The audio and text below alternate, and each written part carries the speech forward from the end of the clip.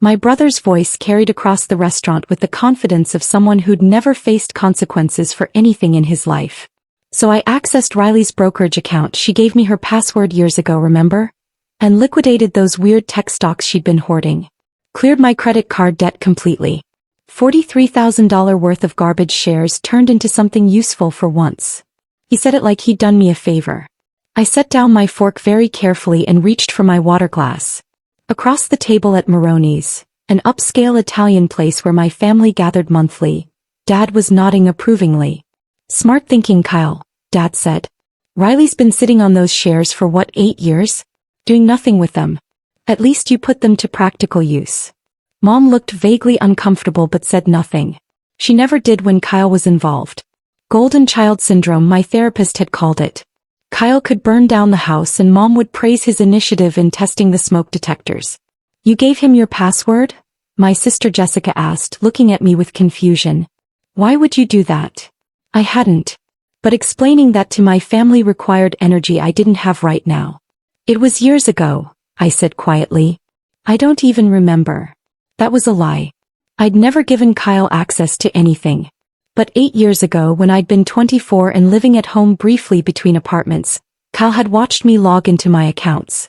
He'd always been good with computers, good at watching over shoulders, good at remembering passwords he had no business knowing. Well, crisis averted, Kyle continued, refilling his wine glass. I was looking at 22% interest on that debt. Would have been brutal. Riley's stocks were just sitting there gaining what, maybe 2% annually? Better to use them for something real. 2% annually. If only he knew. My phone buzzed in my purse. I ignored it. You should be thanking Kyle, Dad said, looking at me with that expression, disappointment mixed with resigned acceptance of my inadequacy. He saved you from your own indecision. You've been sitting on those shares since you were 24, doing nothing with them. No investment strategy, no growth plan. Just stubbornness. Stubbornness, I repeated. Holding on to something worthless out of principle, Dad clarified. You've always been like that. Sentimental about the wrong things. My phone buzzed again. And again.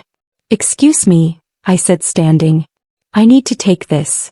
I walked toward the restaurant's entrance, away from my family's table, and checked my phone.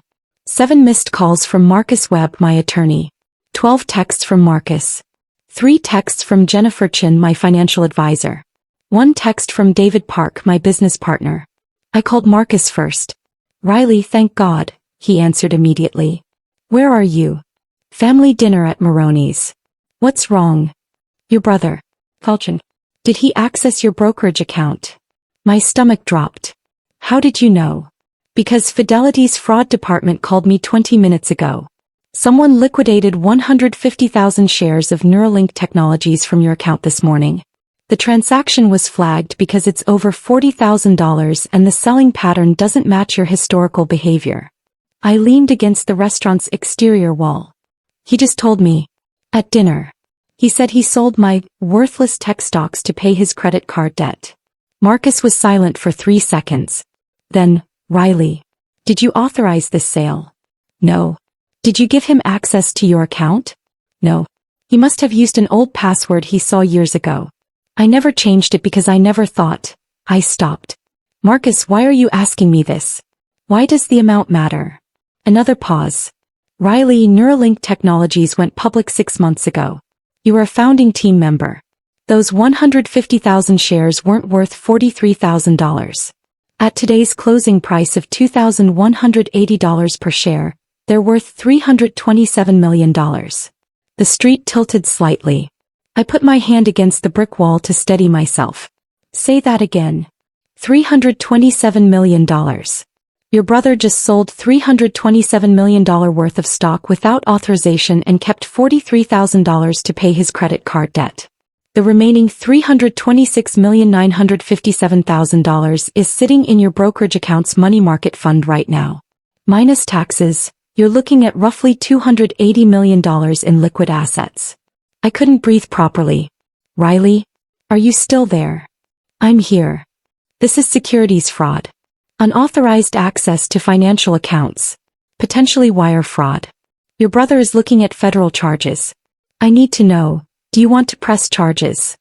Through the restaurant window I could see Kyle laughing, Dad patting him on the shoulder. Mom smiling weakly. Jessica looking at her phone. What are my options? I asked. Option 1. We report this to the FBI and SEC immediately. Kyle gets arrested probably within 48 hours. He's looking at 10 to 20 years in federal prison for the dollar amounts involved. And option 2? We freeze all your family's trading accounts pending investigation, file a civil suit for damages, and let Kyle's lawyer convince him to settle. Either way, his life as he knows it is over. But option 2 might keep him out of prison if he cooperates fully. My phone buzzed with a text from Jennifer Chin. Riley, I just saw the Neuralink sale. Please call me immediately. The tax implications alone are going to require serious planning. Also, and I hate to ask this, was this sale authorized? I texted back, not authorized. My brother accessed my account. Her response was immediate. Oh my God. I'm calling my lawyer. Don't do anything until we talk. Another text, this time from David Park, my business partner at Neuralink. Riley, Fidelity called me as an emergency contact on your account. What the hell is happening? Are you okay? I replied, long story. Family situation. I'm handling it. Do you need me to fly out there? This isn't just money, Riley. This is your money. Your years of work. Your equity. He was right.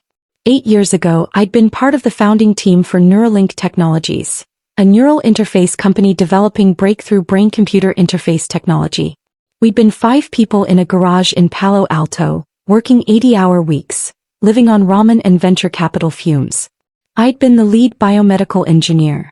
My patents formed the basis of our core technology. When we divided equity, I'd received 150,000 shares, roughly 8% of the company.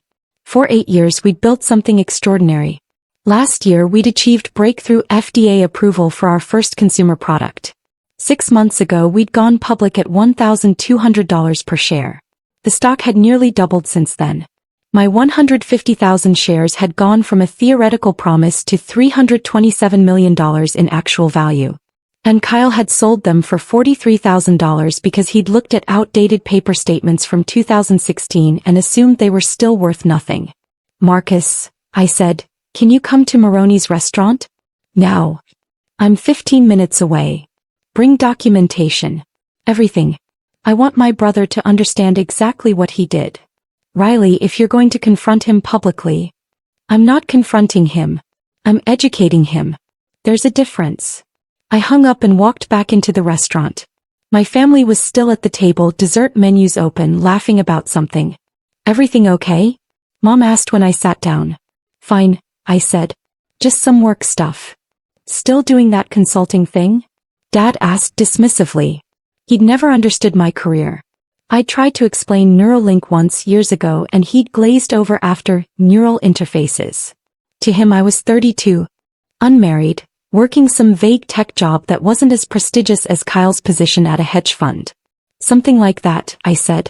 Kyle was showing Jessica something on his phone, probably his credit card balance, now blissfully at zero thanks to my worthless stocks. Kyle, I said calmly, can you walk me through exactly how you accessed my brokerage account?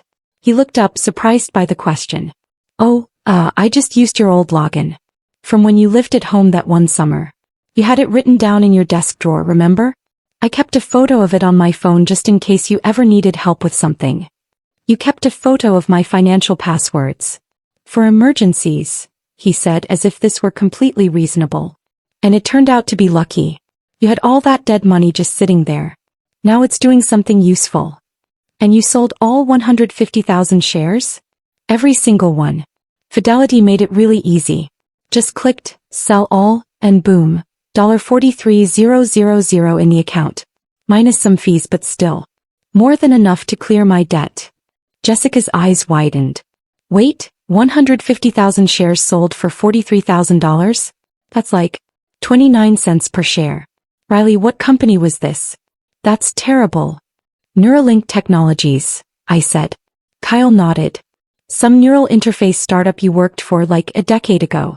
I remember you being excited about it, but obviously it never went anywhere. The original certificates you had said the shares were worth practically nothing. The original certificates, I said, were issued at 3 cents per share during our series of funding in 2016. That was the strike price for employee options. Right, Kyle agreed. Basically worthless. That's why The company went public in April, I continued. At $1,200 per share. The table went quiet. It's currently trading at $2,180 per share, I said, my voice perfectly level. 150,000 shares at $2,180 each is $327 million. You sold $327 million worth of stock to pay $43,000 in credit card debt. Kyle's face went from confident to confused to pale in about 3 seconds. That's not, no. The statement I looked at said. You looked at paperwork from 2016, I said. 8-year-old documentation showing the strike price, not the current market value. You didn't check the actual current trading price. You just assumed my stock was still worthless and sold it without permission. Dad's voice was sharp. Riley, that's not funny. If those shares were really worth that much. Marcus Webb is coming here right now, I said. He's my attorney. He'll have documentation showing the exact transaction, the current market prices, and the federal statutes Kyle violated by accessing my account without authorization. Mom's hand went to her mouth. Kyle, you said she gave you permission. I thought she wouldn't mind. Kyle said, his voice rising. It was just sitting there. You don't understand, I was drowning in debt and Riley's always been weird about money anyway, hoarding these shares that never moved. They moved, I said quietly. They moved from 3 cents to $2,180. That's a 726,567% return over 8 years. I was holding them because I understood their value. You sold them because you didn't. Jessica was scrolling frantically on her phone. Oh my God. Neuralink Technologies. $2,180 per share. Riley, this says you're on the founding team. It says you hold patents on the core technology. 17 patents, I confirmed. I'm the lead biomedical engineer. I've been with the company for 8 years. But you told us you did consulting, Dad said weakly. I do consulting. For Neuralink. As an executive team member. I just never corrected your assumption that it was freelance work. It seemed easier than explaining biomedical engineering to people who weren't interested. Kyle stood abruptly, his chair scraping. This is insane. There's no way those shares are worth, they can't be. His phone buzzed. He looked at it and his face went completely white. What? Dad demanded. Fidelity just froze my trading account, Kyle whispered. They're saying, fraud investigation. They're saying I need to contact their security department immediately. That would be Marcus's preliminary action, I said. He's protecting the assets while we determine next steps. A man in a suit appeared at our table, Marcus Webb carrying a leather briefcase. He was early. Ms. Chin, he said formally. I apologize for the interruption. I'm Marcus Webb, Ms. Chen's legal counsel. I need to speak with Kyle Chin regarding unauthorized access to financial accounts. The restaurant had gone quiet. Other diners were watching. This is a private family matter, Dad said, standing. You need to. This is a federal securities matter, Marcus interrupted. Kyle Chin accessed Riley Chen's brokerage account without authorization and executed a $327 million securities transaction. The SEC has been notified. The FBI's Financial Crimes Division has been notified. Fidelity's fraud department has frozen all related accounts pending investigation. He opened his briefcase and placed documents on the table. These are transaction records from this morning. 150,000 shares of Neuralink Technologies, sold at an average price of $2,176 per share. Total transaction value, $326,400,000. Kyle sank back into his chair. I didn't know they were worth that much. Ignorance isn't a defense for securities fraud, Marcus said. You accessed someone else's financial account, you executed an unauthorized trade and you kept proceeds from that trade. Those are federal crimes. Mom was crying. Dad looked like he might have a heart attack. Jessica had her phone out, clearly Googling federal securities fraud penalties. What happens now? Dad asked, his voice barely above a whisper. Marcus looked at me. That's up to Ms. Chen. She's the victim here. She decides whether to press criminal charges or pursue civil remedies. Every eye at the table turned to me. Riley, Mom said through tears, please. He didn't know. He made a mistake. Don't send your brother to prison. A mistake, I repeated. He stole my password, accessed my account without permission, sold my assets and kept the money. The only mistake was that he didn't check the current value before assuming I was too stupid to know what I owned. I never said you were stupid, Kyle protested weakly. You've been saying it for years, I corrected. Every time you've called my work, that consulting thing. Every time you've suggested I needed real financial advice. Every time you've treated my career like a cute hobby while bragging about your hedge fund job. You've been telling me I'm financially incompetent for so long you actually believed you had the right to take my assets. What do you want? Dad asked. Money? We'll figure out how to pay you back somehow. Pay me back. I laughed. Dad, Kyle would need to pay me $327 million. His entire net worth is what, maybe $400,000 in equity and retirement accounts? You and Mom have maybe $2 million? This isn't something you can fix with a payment plan. Marcus cleared his throat. Miss Chin, we should discuss this privately. The restaurant isn't. No, I said. They can hear this. Here are your options. Option 1. I file criminal charges. FBI arrests you probably tomorrow. You're looking at 10 to 20 years in federal prison for the dollar amounts involved. Your career is over. You'll be a convicted felon. His hands were shaking. Option 2, I continued. I don't file criminal charges. Instead, you sign over every asset you own, your apartment, your retirement accounts, your car, everything, to help offset the tax liability you created by forcing this sale. You also never access my accounts again, never give me financial advice again, and publicly acknowledge what you did. Publicly? Kyle whispered. I want a written apology, I said. Post it on your social media.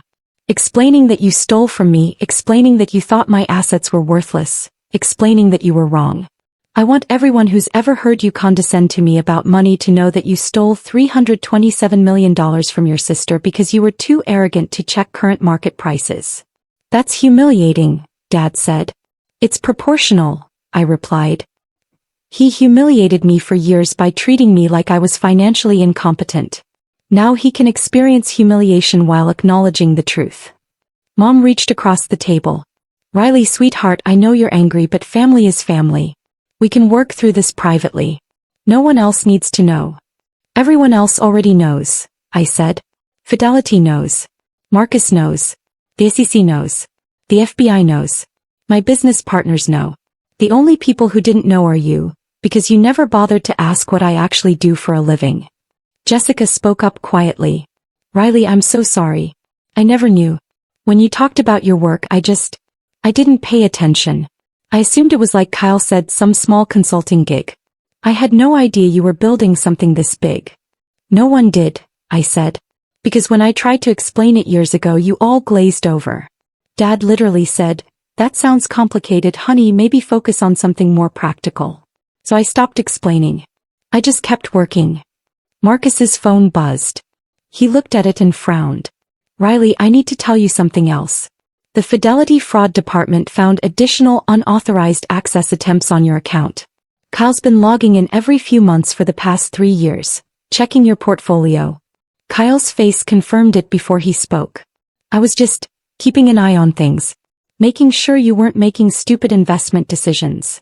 You were monitoring my finances without my knowledge, I said. For 3 years. I was trying to help. You were waiting for an opportunity, I corrected. You've been watching my account, waiting for something you could rescue me from. Today you saw a chance to pay your debt and play the hero, so you took it. You didn't help me. You stole from me because you genuinely believed I wouldn't notice or care. The table was completely silent now except for Mom's quiet crying. I need your decision, Marcus said gently.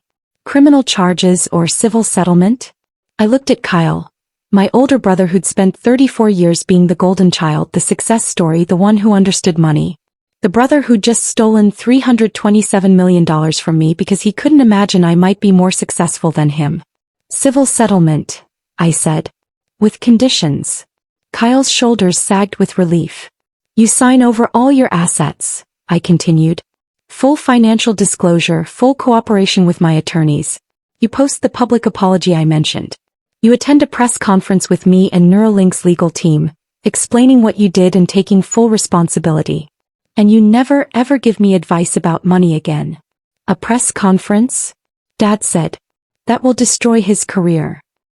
His career was stolen money from his sister, I said flatly. His career should be destroyed. Marcus was typing notes on his tablet. I'll draw up the settlement agreement tonight. Kyle, you'll need your own attorney. I'd recommend getting one immediately. How much time does he have to decide? Mom asked. 24 hours, Marcus said. After that, Ms. Chin files criminal charges and the FBI takes over. I stood picking up my purse. I'm leaving now. Kyle, you have until tomorrow at 5 p.m. to sign the settlement agreement. If you don't, Marcus files charges and you're on your own. Where are you going? Mom asked. Home, I said. My actual home. The condo I bought 3 years ago in Pacific Heights. The one I never mentioned because you all assumed I was renting some cheap apartment. I'm going to open a bottle of wine that costs more than Kyle's credit card debt and think about how I want to deploy $280 million in post-tax assets. I started walking toward the exit, then turned back. Oh, and Kyle, that $43,000 you kept? That's theft. Marcus will be filing a separate police report for that. You might want to return it. Jessica caught up with me in the parking lot. Riley, wait. I stopped, hand on my car door. A Tesla Model S that I'd also never mentioned because my family assumed I took public transit. I'm so sorry, Jessica said. Not just for today. For years of not paying attention. Not taking you seriously. I want to understand what you do. Really understand. Can we have coffee? Can you explain Neuralink to me? I want to know. I looked at my younger sister. The middle child who'd always stayed neutral, never defending me but never attacking either. The one who just stayed quiet while Kyle stole from me. Jessica, I appreciate the offer. But I don't owe anyone explanations anymore. I spent 8 years building something extraordinary while my family dismissed me. I'm not going to spend the next 8 years teaching you to take me seriously. Either you do or you don't. I do, she said. I promise I do. Then prove it, I said. Show up at the press conference. Sit in the front row. When reporters ask about our family's reaction, tell them the truth, that you didn't know what I'd built because you never asked. That's how you can support me now. Honesty. I got in my car and drove away, leaving my family in the parking lot of Maroney's, probably still trying to process what had just happened. My phone rang. David Park. I heard, he said. Marcus looped me in. Riley, I'm so sorry. Do you need anything? I need to know something, I said. 8 years ago when we were starting Neuralink, did you ever think we'd get here? That we'd build something worth this much? Honestly, I hoped.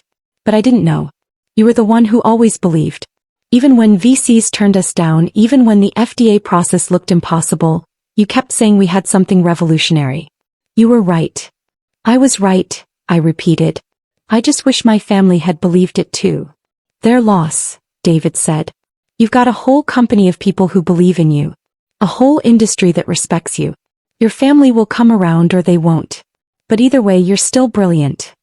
After we hung up, I drove to my condo in Pacific Heights. The 3-bedroom place with bay views that I'd bought in cash 3 years ago when Neuralink Series C funding had paid out. The place my family had never seen because they'd never asked where I lived. I poured wine from a bottle I'd been saving.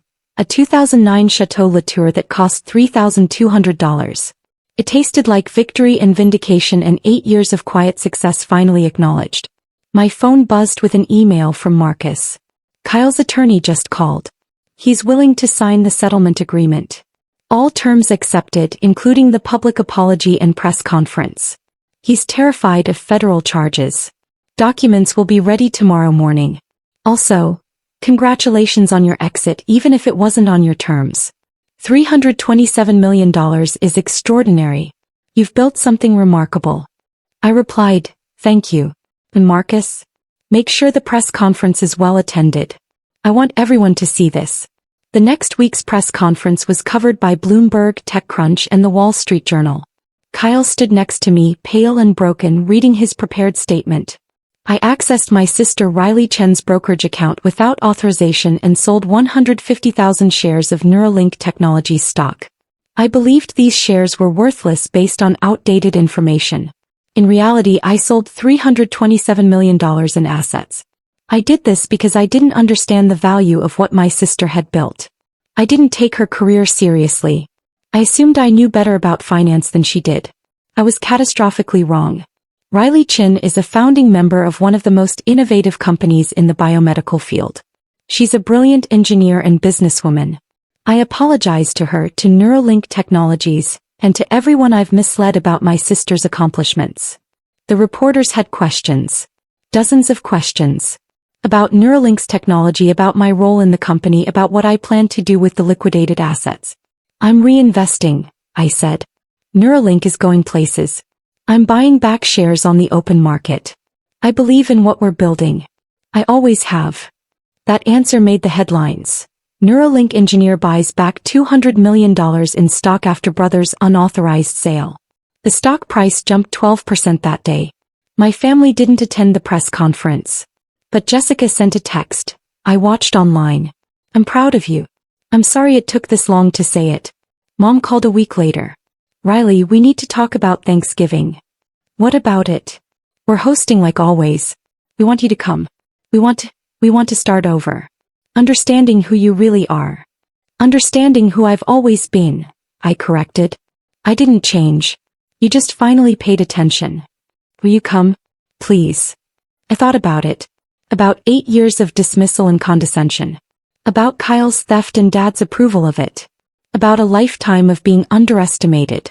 I'll come, I said. On one condition. Anything. You introduce me correctly. Not as Riley the consultant. Not as Riley the tech person.